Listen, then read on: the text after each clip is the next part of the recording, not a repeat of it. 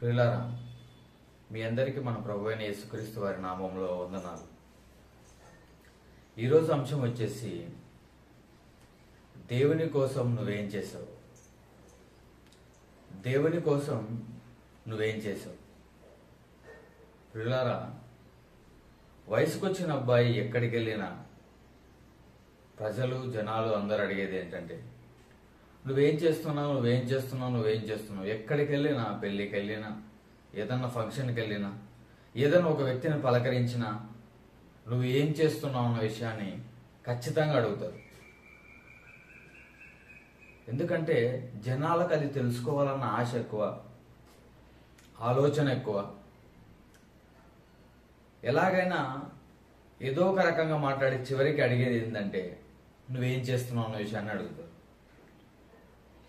ఇప్పుడు నేను చెప్పబోయే అంశం దేవుని కోసం నువ్వేం చేస్తున్నావు అన్న దాంట్లో అర్థం ఏంటంటే, మనము మన కుటుంబం కోసము, మన కుటుంబంలో ఉన్న వాళ్ళ కోసము లెక్కలేనన్ని పనులు చేస్తూనే ఉంటాం. ఉదయం లేచినప్పటి నుంచి మనకు ఇబ్బందిగా ఉన్నా, చిరాకుగా ఉన్నా, ఇష్టం లేకపోయినా, ఓపిక లేకపోయినా, నీరసంగా ఉన్నా, ఎలా ఉన్నా సరే కుటుంబంలో ఉన్న అమ్మ కోసము, నాన్న కోసము, కుటుంబం కోసము, కుటుంబంలో ఉన్న వాళ్ళ కోసము లెక్కలేనన్ని పనులు ఉదయం లేచినప్పటి నుంచి రాత్రి నిద్రపోయేంత వరకు ఎంత ఇబ్బంది అయినా, ఎంత కష్టమైనా మనం చేస్తూనే ఉంటాం. మరి దేవుని కోసం, కుటుంబం కోసం మనం ఎందుకు చేస్తామంటే, ఎవరైనా వచ్చి ఏంటి కుటుంబంలో ఎవరిని పట్టించుకోవట్లేదంట, అమ్మను పట్టించుకోవట్లేదంట, నాన్నను పట్టించుకోవట్లేదంట, భార్యను భర్తను పట్టించుకోవట్లేదంట, పిల్లల్ని పట్టించుకోవట్లేదంట, అన్నను పట్టించుకోవట్లేదంట, అక్కను, చెల్లిని, తమ్ముని, అత్తను, మామను, బంధువులను, స్నేహితులను నువ్వు ఎవరిని పట్టించుకోవట్లేదంట. ఏంటి ఏంటి నీ బాధ ఏంటి, అలా ఉండడానికి కారణం ఏంటి అని మనుషులు వచ్చి మనల్ని ప్రశ్నిస్తారు. కానీ అదే మనుషులలో ఒకరైనా, ఏంటి నువ్వు దేవుని పట్టించుకోవట్లేదంట, దేవుని కోసము ఏ మంచి పని చేయట్లేదంట, దేవుని కోసం బ్రతకట్లేదంట అని ఒక్కరంటే ఒక్కరు కూడా మనల్ని అడగరు. కారణం, ఎవరూ దేవుని పట్టించుకోరు, ఎవరూ దేవుని కోసం కష్టపడాలనుకోరు, ఎవరూ దేవుని కోసం మంచి పనులు చేయరు, ఎవరూ దేవుని చెంతకు చేరాలని, స్వర్గానికి వెళ్ళాలని ఎవరు అనుకోరు. కాబట్టి మనుషులంతా ఎప్పుడు చూడు వాళ్ళ కోసం ఏం చేసావు, వీళ్ళ కోసం ఏం చేసావు, పండగ వస్తుంది కుటుంబం కోసం ఏం చేసావు, పలానా చోటికి వెళ్తున్నావు, పెళ్లికి వెళ్తున్నావు, లేదా ఫంక్షన్కి వెళ్తున్నావు, ఏం గిఫ్ట్ తీసుకొని వెళ్తున్నావు, లేకపోతే ఏమి కానుక ఇస్తున్నావు. ప్రతీదీ ఆలోచన, ప్రతీదీ ఏదో ఒక పని చేయాలి, ఏదో ఒకటి చేయాలి. ఎవరి కోసం? భూమి మీద ఉన్న వాళ్ళ కోసం మాత్రమే. అయితే కుటుంబ సభ్యులు కావచ్చు, లేదా స్నేహితులు కావచ్చు, లేదా బంధుమిత్రులు కావచ్చు, లేదా పరిచయస్తులు కావచ్చు, మనుషుల కోసమే ఏదైనా చేయాలి, మనుషుల కోసమే ఏదైనా ఆలోచించాలని ప్రతి ఒక్కరూ అడుగుతూనే ఉంటారు. ఏం చేస్తున్నావు, ఏం చేస్తున్నావు, ఏం చేస్తున్నావు, ఏం చేస్తున్నావు. కానీ దేవుని దగ్గరకు వచ్చే లోపల మనుషులందరూ పిన్ డ్రాప్ సైలెంట్. దేవుని కోసం ఏం చేయట్లేదంట అని అడిగేవాళ్ళు లేరు. ఇలా అడిగేవాళ్ళు లేకపోవడం వల్ల, ఎవ్వరూ దేవుని కొరకు బ్రతకకపోవడం వల్ల మనుషుల జీవితాలు ఈనాడు చిన్నభిన్నమవుతున్నాయి. మంచి చేయాలన్న ఆలోచన లేదు, మంచి చెప్పాలన్న ఆలోచన లేదు, మంచిగా బతకాలన్న ఆలోచన లేదు, దేవునికి నచ్చేలాన్న బ్రతుకుండాలన్న ఆలోచన లేదు, దేవుని కోసం బ్రతకాలన్న ఆలోచన లేదు, దేవుని కోసం నలుగురిని బ్రతికించాలన్న ఆలోచన లేదు. ఈ ఆలోచనలు లేకపోవడం వల్ల మనుషులందరూ ఎవరికి ఇష్టం వచ్చినట్టు వాళ్ళు బతుకుతున్నారు. కేవలము ఈ జీవితంలో ఉన్న 60 ఏళ్ళ 70 ఏళ్ళ ఈ జీవితంలో కేవలం మనుషుల్ని కొన్ని సందర్భాలలో సంతృప్తి పరచడానికి ప్రయాసపడుతున్నారే కానీ దేవుని కోసం అయితే ప్రయాసపడటం లేదు, దేవుని గురించి ఆలోచించడం లేదు, దేవుని కోసం బతకడం లేదు, నలుగురిని బ్రతికించడం లేదు. కారణం, మనల్ని ఎవరు అడగడు, మనకెవరు చెప్పరు. స్కూల్కి వెళ్తున్నావు జాగ్రత్త, జాబ్కి వెళ్తున్నావు జాగ్రత్త, మార్కెట్కి వెళ్తున్నావు జాగ్రత్త, ఎక్కడికి వెళ్ళినా, ఏ చోటికి వెళ్ళినా, ఏ పని చేసినా జాగ్రత్త జాగ్రత్త జాగ్రత్త జాగ్రత్త అని చెప్పి మనుషులు ప్రతి విషయంలో దేవుని దగ్గరకు వచ్చేసరికి జాగ్రత్త లేదు, భక్తి లేదు, విశ్వాసం లేదు, ప్రేమ లేదు. కారణం దేవుని ఎవరు పట్టించుకోకపోవడమే. దేవుని కొరకు బతకాలన్న భక్తి భయాలు లేకపోవడం వల్లనే. నరకానికి వెళ్తామన్న భయం లేదు, దేవుని కొరకు భక్తిగా బతకాలన్న ఆలోచన లేదు. ఒకవేళ ఆలోచన వచ్చినా అది మన వల్ల కాని పని. మనం దేవుని కొరకు బ్రతకలేము, దేవుని కోసం మనం కష్టపడలేము, దేవుని కోసం మనం ఏ మంచి పని చేయలేము అన్న ఆలోచనతో కేవలం ఈ జీవితానికి సంబంధించిన మాటలు మాత్రమే మాట్లాడతారు. కానీ దేవుని గురించి ఆలోచించాలి, ఆయన కొరకు బ్రతకాలన్న ఆలోచన అయితే ఎవరికి లేకపోవడం వల్లనే మనల్ని ఎవరు కూడా దేవుని కోసం ఏం చేశావు. పండగ వస్తుంది కదా, కుటుంబంలో అందరికీ బట్టలు తీసుకెళ్తున్నావా? పండగ వస్తుంది కదా, కుటుంబంలో అందరికీ స్వీట్లు తీసుకెళ్తున్నావా? పండగ వస్తుంది కదా, చికెన్ వండుకోవడానికో మటన్ వండుకోవడానికో డబ్బులు తెచ్చావా? ప్రతి విషయాన్ని, పండగని, పెళ్ళని, ప్రతి విషయాన్ని కుటుంబం కోసం ఏం చేసావు, స్నేహితుల కోసం ఏం చేసావు? ఇవే ఇవే ఇవే ఇవి.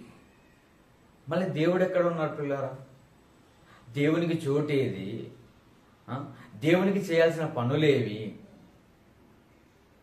ఈ జీవితకాలాన్ని దేవుడిస్తే, 60-70 సంవత్సరాలు జీవితకాలాన్ని దేవుడిస్తే,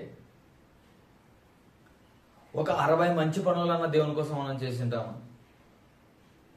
60 ఏళ్ల జీవితంలో దేవుని కోసము 60 మంచి పనులన్నా చేసింటామా అంటే వేళ్ల మీద లెక్కట్టుకోవాలి. ఒక మనిషి డైరెక్ట్గా వచ్చి నీ బ్రతుకులో దేవుని కోసం నువ్వు ఏం చేసావు, నీ బ్రతుకులో దేవుని కోసం నువ్వు ఏం కష్టపడ్డావు, నీ బ్రతుకులో నువ్వు దేవుని కోసం ఏం మంచి పని చేసావని గట్టిగా అడిగితే ఒక్క ప్రశ్నకి కూడా సమాధానం ఉండదు. ఒక మనిషి దేవుని కోసం ఏం చేశావని అడిగితే ఒక మనిషికే సమాధానం చెప్పలేకపోతే, మరణించిన తర్వాత దేవుని దగ్గరికి వెళ్తే దేవుడు అడిగే ప్రశ్నలకి మన దగ్గర సమాధానం ఎక్కడ ఉంటుంది పిల్లలు? ఎంత కష్టమైన అమ్మా నాన్నల్ని పట్టించుకుంటాము, ఎంత కష్టమైన భార్య బిడ్డల్ని పట్టించుకుంటాము, ఎంత కష్టమైన కుటుంబాన్ని పట్టించుకుంటాము, ఎంత కష్టమైన స్నేహితుల్ని పట్టించుకుంటాము, ఎంత కష్టమైన పెళ్లికి వెళ్తాము, గృహప్రవేశాలకు వెళ్తాము, ఎంత కష్టమైన ఈ లోకంలో ఉన్న వాళ్ళను సాటిస్ఫాక్షన్ చేయడానికి, మంచి అనిపించుకోవడానికి ఎంత కష్టమైనా మనం వెళ్తాము. అనారోగ్యం ఉన్నా సరే, కష్టం ఉన్నా సరే, డబ్బులు లేకపోయినా సరే అప్పు చేసి మరీ వెళ్తాము, అప్పు చేసి మరి మన వాళ్ళకు మంచి చేస్తాం. మళ్ళీ దేవునికైతే అన్నీ అయిపోయిన తర్వాత, శరీరంలో ఉన్న సత్తువంతా వెళ్ళిపోయిన తర్వాత, శరీరంలో ఉన్న శక్తులు వెళ్ళిపోయిన తర్వాత ఒక మంచాన పడి ప్రార్థన చేస్తే దేవునికి ఎలా ఉంటుంది చెప్పండి పిల్లలారా? వయసులో ఉన్నప్పుడేమో కుటుంబం కోసం శక్తల్లా పోయేలా కష్టపడ్డావు. దేవుని దగ్గరకు వచ్చేసరికి నువ్వు దేవుని కొరకు కష్టపడలేకపోతున్నావు. కారణం, నీకు దేవుని మీద ఆశ లేదు, పరలోకం మీద ఆశ లేదు, స్వర్గానికి వెళ్ళాలన్న కోరిక లేదు. ఈ జీవితకాలం మట్టికి ఆలోచిస్తున్నావు. పోనీ ఇక్కడైనా నువ్వు సంతోషంగా ఉన్నావా అంటే ఇక్కడ నువ్వు సంతోషంగా ఉండవు. చిరాకులు, కోపాలు, ఇబ్బందులు, నిరాశ, దురాశ, అసంతృప్తి, ఆవేదన, మనల్ని ఎవరు పట్టించుకోవట్లేదన్న ఆలోచన. ఇక్కడా సుఖం లేదు, ఇక్కడ మనశ్శాంతి లేదు, ఇక్కడ జీవితంలో నెమ్మది లేదు. ఈ నెమ్మది లేని ఈ జీవితంలో ప్రశాంతంగా బ్రతకాలని, ఏదన్నా సంపాదించాలని ఉరకలు వేస్తున్నాం. మన వాళ్ళ కోసం ఏదన్నా చెయ్యాలి చెయ్యాలి చెయ్యాలి చేయాలని ఆలోచిస్తున్నాం, కష్టపడుతున్నాం. అయినా ఫలితం మాత్రం శూన్యం. చెడ్డ పేరు తప్ప మనకి మంచి పేరు లేదు. అందుకే పిల్లరా, బైబిల్ ఒక సందర్భాన్ని మనము ఆలోచిద్దాం. లూకాసు వార్త 13వ అధ్యాయము 6వ వచనం నుంచి 9వ వచనం వరకు మనము చదివి ఆలోచిద్దాం. లూకాసు వార్త 13వ అధ్యాయము 6వ వచనం నుంచి 9వ వచనం వరకు. మరియు ఆయన వారితో ఈ ఉపమానము చెప్పెను. యేసుక్రీస్తు వారు తన చుట్టూ ఉన్న శిష్యులకి ఒక ఉపమానం చెప్పాడంట. ఏంటది? చదువుదాం. ఒక మనుషుని ద్రాక్ష తోటలో అంజూరపు చెట్టు ఒకటి నాటబడి ఉండెను. ఏమండి? అంజూరపు చెట్టు అనేది ఒక మనిషి తన తోటలో నాటించాడంట. సరే, తర్వాత అతడు దాని పండ్లు వెదక్క వచ్చినప్పుడు ఏమీ దొరకలేదు. ఏమండి, ఒక కోడిని తెచ్చి పెంచుకున్నప్పుడు గుడ్లు పెట్టకపోతే ఎంత బాధేస్తుంది. ఒక కుక్కను తెచ్చి ఇంట్లో పెట్టుకున్నప్పుడు విశ్వాసంగా ఉంటుందని ఇంటి దగ్గర ఉండకుండా వీధులలో తిరుగుతే ఎలా ఉంటుంది? ఒక మొక్కను పెంచుకుంటున్నప్పుడు పువ్వు ఇవ్వకపోతే ఎలా ఉంటుంది? ఒక చెట్టును పెంచుకున్నప్పుడు పండ్లు ఇవ్వకపోతే ఎలా ఉంటుంది? మనం ఏదైనా తెచ్చి పెట్టుకున్నప్పుడు కొడుకు కన్నాడన్న సంతోషంలో ఉన్నప్పుడు కొడుకు ఏ పని చేయట్లేదు అనుకో, ఎంత బాధ ఉంటుంది? కూతురు ఏ పని చేయకపోతే ఎంత బాధ ఉంటుంది? పుట్టిన పిల్లలు, కట్టుకున్న భార్య భర్తలు ఒకరికొకరు ఏమీ కష్టపడకపోతే, ఏమీ చేయకపోతే, కేవలం నన్ను క్షమించండి, కేవలం నేను నిన్ను ప్రేమిస్తున్నానని మాటలు మాత్రమే చెబితే ఎన్ని రోజులని ఓర్చుకుంటాం ప్రియులారా? చాలా కష్టంగా ఉంటుంది కదా. అందుకే ఇక్కడ చదివితే ఏమంటున్నాడంటే, అతడు దాని పండ్ల వెదక వచ్చినప్పుడు ఏమీ దొరకలేదు. దేవుడు మనకు జీవితకాలాన్ని ఇచ్చి ఎదురు చూస్తున్నాడు. నా పిల్లలు నా కొరకు బ్రతుకుతారేమో, నా పిల్లలు నా కొరకు బ్రతుకుతారేమో అని ఎదురు చూస్తుంటే మనిషి ఈ రోజు ఏం చేయాలి, రేపు ఏం చేయాలి, ఎల్లుండి ఏం చేయాలి, ఈ సంవత్సరం ఏం చేయాలి, వచ్చే సంవత్సరం ఏం చేయాలి, 5 సంవత్సరాలకి ఏం చేయాలి, 10 సంవత్సరాల తర్వాత ఏం చేయాలి, సత్యలోపు ఏం చేయాలి, ఇల్లు కట్టాలా, పెళ్లి చేసుకోవాలా, ఆస్తి సంపాదించి పెట్టాలి, ఇవే ఆలోచనలు. మళ్ళీ దేవునికి ఉపయోగపడే కాలం ఏది? దేవుని గురించి ఆలోచించే కాలం ఏది? దేవుని కోసం ప్రయాసపడే కాలం ఏది? దేవుని కోసం కష్టపడే కాలం ఏది? దేవుని కోసం నీ జీవితాన్ని అర్పించుకునే కాలం ఏది? లేదు. కేవలం ఈ జీవితం మట్టుకే, కేవలం ఈ జీవితంలో హ్యాపీగా ఉండాలనే. పోనీ హ్యాపీగా ఉన్నారా అంటే, అయితే డబ్బులుండవు, డబ్బులుంటే రోగాలు. ఇదే కదండి మన జీవితం. అయితే డబ్బులు ఉండవు మన చేతిలో. ఒకవేళ డబ్బులు బాగున్నాయి అని అనుకుంటే శరీరానికి ఎన్నో రోగాలు, బీపీ అని, షుగర్ అని, యాక్సిడెంట్లని, జ్వరం అని, ఏదో ఒకటి మనల్ని వెంటాడుతూనే ఉంటుంది. ఏం సంతోషం ఉంటుందండి? తలుచుకున్నప్పుడల్లా బాధే కదా. పండ్లు వెతక వచ్చినప్పుడు ఏమీ దొరకలేదు. ఆ అంజూరపు చెట్టును నాటించాడంట. మంచి పండ్లు కాస్తాయి, నేను తినొచ్చు, నా కుటుంబానికి ఇవ్వచ్చు అని అనుకున్నాడు యజమాని. కానీ ఏమైంది? ఒక్క పండు కూడా లేదంట. ఇలానే ఉంది ప్రియులారా మన జీవితం దేవుని దృష్టిలో. మన జీవితంలో దేవుని కోసం చేసిన ఒక్క మంచి పని లేదు, దేవుని కోసం కష్టపడిన కష్టమే లేదు. ఎప్పుడు చూడు లోకంలో ఉన్న వాళ్ళకు మన వాళ్ళకు స్వార్థం స్వార్థం స్వార్థం. దేవుని కోసం, ఎందుకంటే స్వర్గానికి వెళ్ళాలని ఆశ లేదు, ఆలోచన లేదు. దేవుని దగ్గరికి వెళ్ళాలని ఆశ లేదు, ఆలోచన లేదు. కేవలం ఈ జీవితంలో హ్యాపీగా ఉండాలి. ఇల్లు కట్టి నేను గొప్పని అనిపించుకోవాలి, పెళ్లి చేసుకుని గొప్పని అనిపించుకోవాలి, పిల్లలని గొప్పలు అనిపించుకోవాలి, పిల్లలను తీర్చిదిద్ది గొప్పలు అనిపించుకోవాలి. ఇలానే వీళ్ళ దగ్గర వాళ్ళ దగ్గర గొప్పలు అనిపించుకోవాలని తపన పడి పడి పడి పడి పడి చివరికి మరణానికి దగ్గరయ్యి ఈ జీవితంలో నాకు సంతోషమే లేదన్న స్థితిలోకి మనిషి వెళ్ళిపోతున్నాడు. జీవితంలో సంతోషం లేదండి. 25 ఏళ్ల కుర్రోడికి సంతోషం లేదు, 50 ఏళ్ల మనిషికి సంతోషం లేదు, 75 ఏళ్ల ముసలి వ్యక్తికి సంతోషం లేదు. ఏదో పైకి మాత్రం బాగున్నారా, నేను బాగున్నాను, మీరు బాగున్నారు, నేను బాగున్నాను, ఈ మంచి మాటలు మాట్లాడతారు. కానీ లోపల ఏ మనిషికి మనశ్శాంతి ఉండదు, ఏ మనిషికి ఆశ తీరదు. ఇలా ఈ జీవితంలో మనకు సంతోషం లేక, ఈ జీవితంలో దేవుని కొరకు బ్రతకక నరకానికి వెళ్ళిపోతే, మరణించి మన పరిస్థితి ఏమవుతుందో ఒకసారి ఆలోచించండి. అందుకే ఏమంటున్నాడంటే, గనుక అతడు ఇదిగో 3 ఏళ్ల నుండి నేను ఈ అంజూరపు చెట్టున పండ్లు వెదక వచ్చుచున్నాను, కానీ ఏమీ దొరకలేదు, దీనిని నరికి వేయుము. ఏమండి, 3 సంవత్సరాలు ఒక చెట్టును చూసినప్పుడు ఒక్క పండు కూడా కాయకపోతే ఎంత బాధ ఉంటుందండి, ఎంత కోపం వస్తుందండి, ఎంత నిరాశ అండి. ఒక్క పండు కూడా 3 సంవత్సరాలు, ఒక్క పండు కూడా 3 సంవత్సరాలు, ఒక్క పండు కూడా 3 సంవత్సరాలు, 3 సంవత్సరాలలో ఒక్క పండు కూడా కాయలేదంటే ఎంత బాధ ఉంటుందండి. ఎరువేసి స్థలమిచ్చి,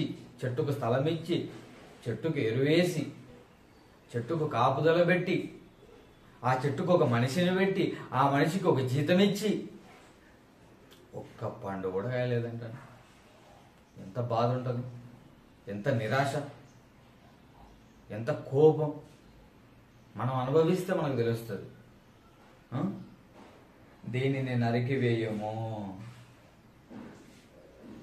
చూడండి, ఒక చెట్టు మనకు ఉపయోగపడకపోతే మనం ఎలాగైతే నరికేస్తామో, దేవుని కోసం మనం బ్రతకకపోతే మన పరిస్థితి కూడా అలానే ఉంటుంది ప్రియులారా. కింది చదివితే, దీని వలన ఈ భూమి ఎలా వ్యర్థమైపోవాలనని ద్రాక్ష తోట మాలితో చెప్పెను. యజమానుడు ద్రాక్ష తోట మాలికి చెప్తున్నాడంట, వద్దు, ఈ చెట్టు ఉంటే భూమి వేస్ట్ అయిపోతుంది. భూమి సారం తింటుంది, భూమి సారం తీసుకుంటుంది, కానీ ఫలించట్లేదు. ఇలానే పెడితే భూమికే విషం అయిపోతుంది. కాబట్టి కొట్టేసే అన్నాడు. అప్పుడు తోటమాలి ఏమన్నాడు? అయితే వాడు, అయ్యా, నేను దాని చుట్టూ త్రొవ్వి ఎరువు వేయు మట్టుకు ఈ సంవత్సరం కూడా ఉండనిమ్ము. ఏమండి, ఇదొక్క సంవత్సరం చూడండి అయ్యా, ఇదొక్క సంవత్సరం చూడండి, ఇప్పుడైనా ఫలిస్తుందేమో. ఒకవేళ ఫలించకపోతే ఎరువేస్తాను, తవ్వి ఎరువేస్తాను, మంచిగా చూసుకుంటాను, ఒక్క సంవత్సరం ఇవ్వండి. ఒకవేళ అప్పటికే ఫలింపకపోతే, అది ఫలించినా సరి, లేని ఎడల నరికించి వేయమని అతనితో చెప్పాను. పిల్లరా, ఒక చెట్టు విషయంలోనే తన యజమాని అంత కఠినంగా ఉంటే, అదే బాగా ఫలిస్తుంది అనుకోండి, ఎంత ఆనందపడతాడు, నలుగురికి ఎంత గొప్పగా చెప్పుకుంటాడు. చెట్టు ఫలిస్తుంది, మంచి మంచి కాయలు ఇస్తుంది అని. ఒక్కటి కూడా లేదంట. ఒక్కటి కూడా లేదంట. ఒక్కటి కూడా లేకపోతే ఎంత బాధ ఉంటుంది.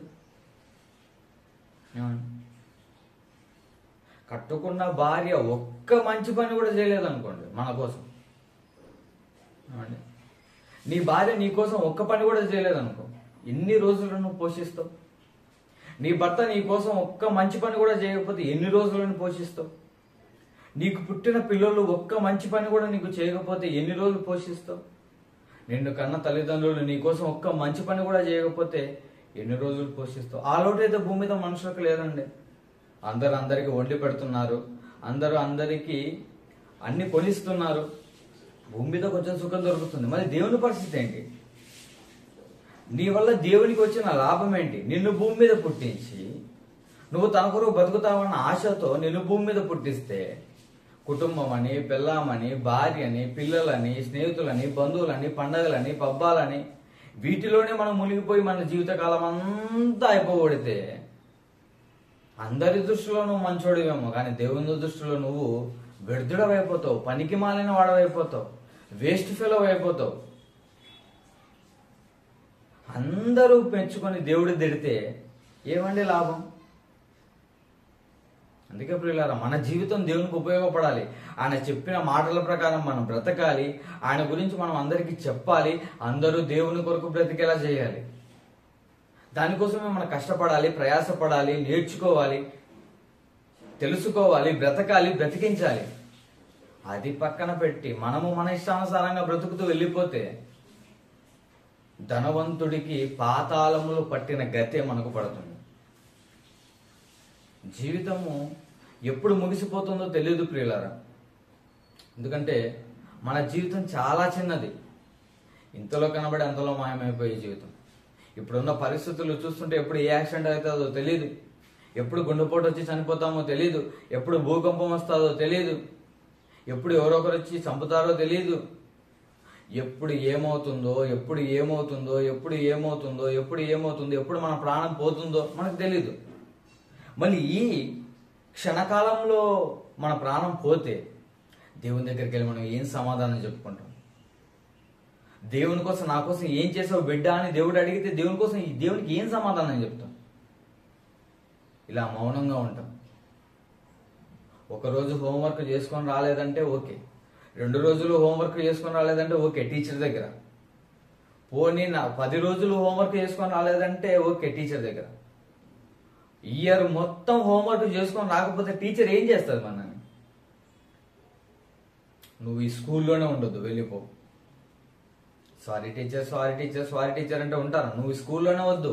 నీలాంటి స్టూడెంట్ ఈ భూమి మీద, నీలాంటి స్టూడెంట్ ఈ స్కూల్లో ఉంటే నిన్ను చూసి నలుగురు చెడిపోతారు. నువ్వు ఉండొద్దు, వెళ్ళిపో. ఎందుకంటే సోమరివి, దేవుని పని చేయడానికి ఇష్టం లేదు, దేవుని పని చేయడానికి మనసు లేదు, దేవుని కోసం కష్టపడాలన్న మనసు లేదు, దేవుని సంతోష పెట్టాలన్న మనసు లేదు. ఎప్పుడు మన కోరికలు ఆశలు, కోరికలు ఆశలు, కోరికలు ఆశలు సుఖాలే. దేవుని కోసం కష్టపడాలన్న ఆలోచన, ఆశ, తపన, ఆసక్తి లేకపోవడం వల్ల మనిషి జీవితం నరకం పాలవుతుందండి. భూమి మీద ప్రతిరోజు గొప్పగా బ్రతికి నరకానికి వెళ్ళిపోతే ఏంటండి ప్రయోజనం? అదేమన్నా చిన్న కాలమా? శాశ్వత కాలం ఆ నరకానికి వెళ్ళిపోవాలి. దానివల్ల మన జీవితం ఎంత ఎంత పతనావస్థకి వెళ్ళిపోతుందో మనిషి ఊహించలేకపోతున్నాడు, మనిషి అంచనా వేయలేకపోతున్నాడు. మనిషి ఊహకు అందట్లేదు, ఆలోచించట్లేదు కాబట్టి. అని ఆ నరకంలో మన పరిస్థితి ఎంత దారుణంగా ఉంటుందో మనకెవరు చెప్పేవాళ్ళు లేరు పిల్లలు. ఈరోజు నువ్వు బాగున్నావు, మంచి షర్ట్ వేసుకున్నావు, ఈరోజు నువ్వు బాగున్నావు, మంచి చీర కట్టుకున్నావు, ఈరోజు నువ్వు బాగున్నావు, తల బాగా దూకున్నావు అని ఇలాంటి మాయ మాటలు చెప్పి దేవుణ్ణి మరిపించి, దేవుని కొరకు బతకనివ్వకుండా, దేవుని గురించి ఆలోచించనివ్వకుండా, దేవుని కొరకు ఏ మంచి పని చేయనివ్వకుండా ఈ లోకంలోనే ముంచి పెళ్లి చేసుకుందామా, పిల్లల్ని కందామా, సుఖపడదామా, ఇల్లు కట్టుకుందామా, బ్యాంక్ బ్యాలెన్స్ ని సెట్ చేసుకుందామా, ఆస్తిపాస్తులు సంపాదించుకుందామా? ఇంకా దేవుడు ఎక్కడండి? ఏ మూలం ఉన్నాడండి దేవుడు? దేవుని కేవలం ఒక విగ్రహంగా ఒక గుడిలో పెట్టి వారానికి ఒకసారో, నెలకు ఒకసారో, సంవత్సరానికి ఒకసారో, పండగ ఒకసారో వెళ్ళిపోయి వచ్చి దేవుణ్ణి ఆడికే పరిమితం చేస్తున్నారు కానీ దేవుని కోసం బ్రతకట్లేదు, దేవుని గురించి ఆలోచించట్లేదు. ఎంత బాధ ఉంటుందండి దేవునికి. మన కోసము మనకు ఒక జీవితాన్ని ఇచ్చి, ఈ జీవితంలో మనం దేవుని కొరకు కష్టపడాలని, దేవుని కొరకు బతకాలని ఆయన ఆలోచిస్తుంటే, నా పిల్లలు నా కొరకు బతుకుతారా లేదా అని చూస్తుంటే ఒక్కరి వల్ల కూడా ఆయనకు మనశ్శాంతి లేదు, తృప్తి లేదు. ఎవరిని చూసినా బాధ. వ్యభిచారంతో ఒకరు, తాగుడుతో ఒకరు, వాడిని వీడిని మోసం చేస్తూ ఒకరు, దురాశతో ఒకరు, అక్రమంగా ప్రవర్తిస్తూ ఒకరు, కిడ్నాపులు చేస్తూ ఒకరు, రేపులు చేస్తూ ఒకరు, నక్సలిజం చేస్తూ ఒకరు, ఇలా దొంగతనం చేస్తూ ఒకరు, ఇలా రకరకాలుగా ఎవరికి నచ్చిన కోణంలో వాళ్ళు చెడిపోతూ ఉంటే, ఎవరికి నచ్చిన దావలో వాళ్ళు దేవునికి ఉపయోగపడకుండా భూమి మీద పాపులుగా, ద్రోహులుగా, నమ్మక ద్రోహులుగా బ్రతుకుతుంటే ఎవరిని కాపాడాలన్నా ఒక్కరు మంచిగా లేరే. నిన్ను కాపాడాలంటే నువ్వు మంచిగా లేవు, నీ ఇంట్లో వాళ్ళని కాపాడాలంటే నీ ఇంట్లో వాళ్ళు మంచిగా లేరు. వాళ్ళు నీ దృష్టికి మంచోళ్ళేమో కానీ దేవుని దృష్టిలో వాళ్ళు చెడ్డవాళ్ళు. నువ్వు మారితే నీ కుటుంబాన్ని నువ్వు కాపాడుకుంటావు. భూమి మీద ఉగ్రవాదులు వచ్చి మన ఇంటి మీద దాడి చేస్తుంటే మన కుటుంబాన్ని మనం కాపాడుకునే ప్రయత్నం చేయమా అండి? కంపల్సరీ చేస్తాం. అలానే మన కుటుంబం ఒకవేళ నరకానికి వెళ్ళిపోయే పరిస్థితుల్లో ఉందేమో, మళ్ళీ ఆ కుటుంబాన్ని కాపాడుకునేది ఎవరు? నిన్ను నువ్వు కాపాడుకొని నీ కుటుంబాన్ని కాపాడుకోవాలి. నువ్వే పట్టించుకోకపోతే కేవలం 3 పూట తిండి పెడుతున్నాం, కావాల్సిన వస్తువులు తీసుకొచ్చి ఇస్తున్నావు, అవసరానికి డబ్బులు ఇస్తున్నావు, అనారోగ్యం అయితే హాస్పిటల్కి తీసుకెళ్తున్నాం, చనిపోతే పాతి పెడుతున్నాం. ఇదే కదండి మనం చేసేది. మళ్ళీ లోపల ఉన్న ఆత్మ, నీ కుటుంబాల ఆత్మలు, నీ భార్య ఆత్మ, నీ భర్త ఆత్మ, నీ తల్లిదండ్రుల ఆత్మలు, నీ పిల్లల ఆత్మలు నరకానికి వెళ్ళిపోతే ఎలా కాపాడుకుంటావు వాళ్ళని? ఏం చేస్తావు వాళ్ళ కోసం? ఏమి చేయలేక ఏడుస్తూ కూర్చోవడమే అండి మనిషికి ఏడుస్తూ కూర్చోవడమే. కాబట్టి దేవుని కోసం బ్రతికి మీ బ్రతుకులను మార్చుకొని దేవుని కోసం, మీరు దేవుని కోసం బ్రతికి మీ కుటుంబాలను దేవుని కొరకు బ్రతికేలా చేయాలి. మీరందరూ స్వర్గానికి వెళ్ళాలని మనస్ఫూర్తిగా కోరుకుంటూ ఈ నా మాటలు ముగిస్తున్నాను. అందరికీ వందనాలు.